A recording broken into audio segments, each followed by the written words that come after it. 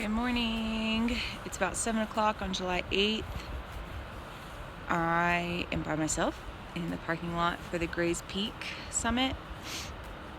After Summit Gray's Peak yesterday, I feel like crap.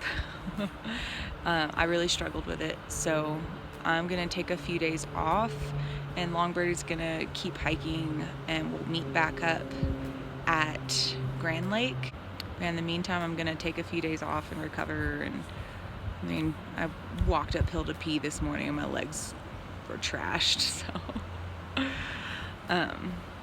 definitely no way that I could do this next section in the time frame that it needs to be done, in the time frame the food that we packed out. So this just makes the most sense. It's not ideal by any means, but that is hiking. That's being flexible. It's kind of necessary.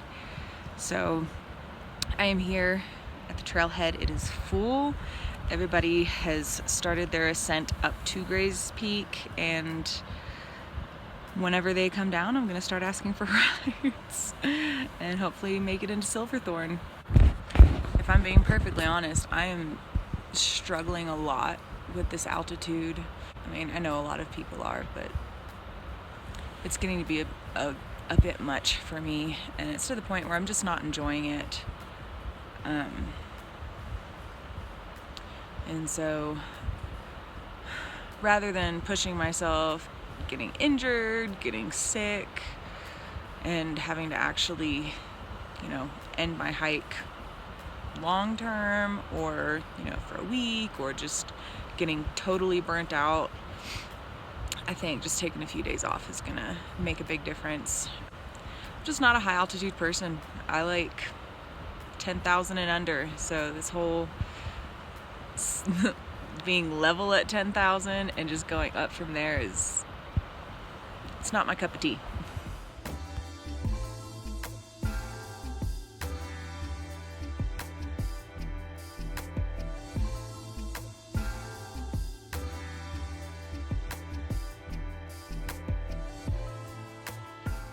Update.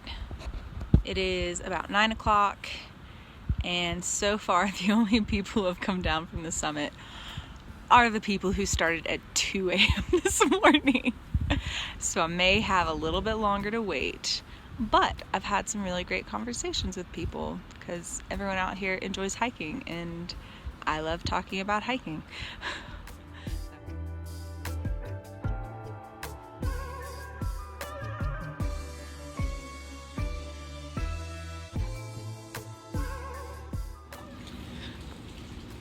Good morning. It's July 9th, and I am in Denver. Yesterday, I waited at the trailhead for about 2 hours. Not really anyone had come down yet. The only people that had come down were the ones who had started the hike for Gray's Peak at 2 a.m.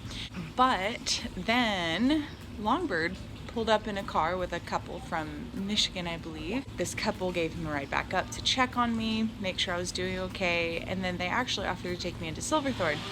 I hung out in Silverthorne for a little while, got some food, kind of got my things together. So I went to Dillon, I went to the Shred Life hostel, and it's really the only hostel. It's the only hostel in that area. Everything else is hotel rooms.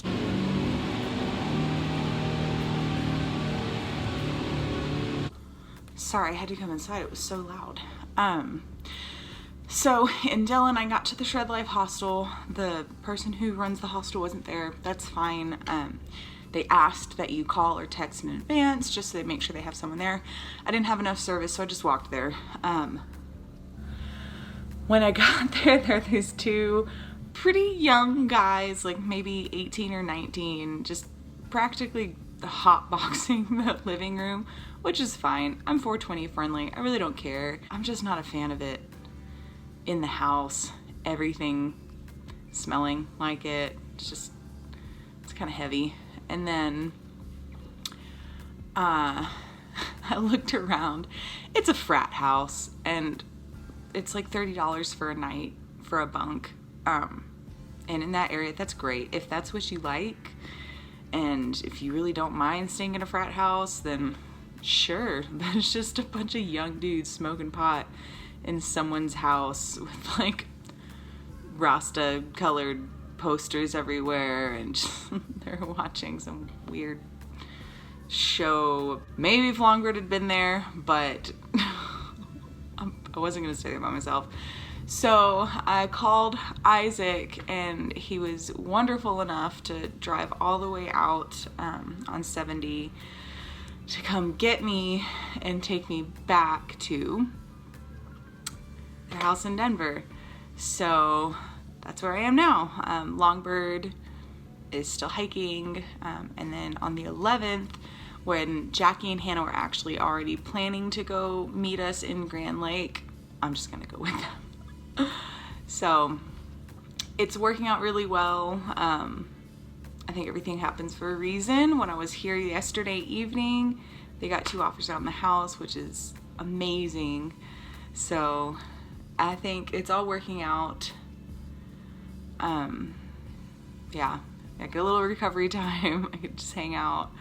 I'm still physically drained from climbing Gray's Peak. I know some people can go up and down and recover like that. Apparently I'm not one of those people. I'm still struggling. The stairs kicked me yesterday. They kicked my butt. Obviously, I have not washed my hair yet. Yeah, I'm hanging out. I'm gonna go see Hannah and Cole and take a few more days off and be nice and fresh when we get back on trail. Super grateful to have such wonderful family nearby who's just so supportive, and I mean, they're so gracious and letting me hang out and be underfoot for a little while. And yeah, so this is me hanging out in Denver.